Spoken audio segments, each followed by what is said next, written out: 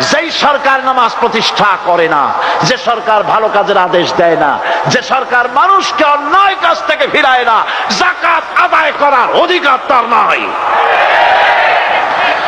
সুতরাং এমন এক সময় আসবে যখন আবার আমাদের জন্য সুখ শান্তি ফিরে আসবে।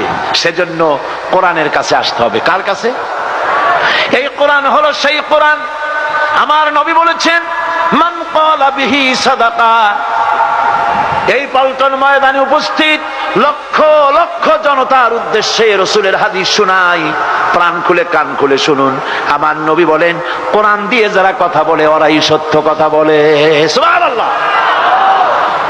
আপনার নেতা বক্তৃতা করতে আসে, না আছে কোরআন, না আছে হাদিস, সব নিজেদের মন গড়া কথা, ঠিক কিনা? কোরআন দিয়ে যারা কথা বলে তারা সত্য কথা বলে, কোরআন দিয়ে যারা মানুষকে ডাকে ওরাই সঠিক পথের দিকে ডাকে। যেই ডাক শুরু হয় দুনিয়া থেকে, আর এর যাত্রা শেষ হয় জান্নাতুল ফেরদাউসে গিয়ে। আখরাজাহু তিরমিজি, তিরমিজি শরীফের হাদিস এটি। সুতরাং ইন্নাদ-দীন ইনদাল্লাহিল ইসলাম। জীবন ব্যবস্থা কেবলমাত্র কোনটা? জোরে বলেন, কোনটা? এই ইসলামের আইনের সামনে মাথা নত করে দিতে হবে।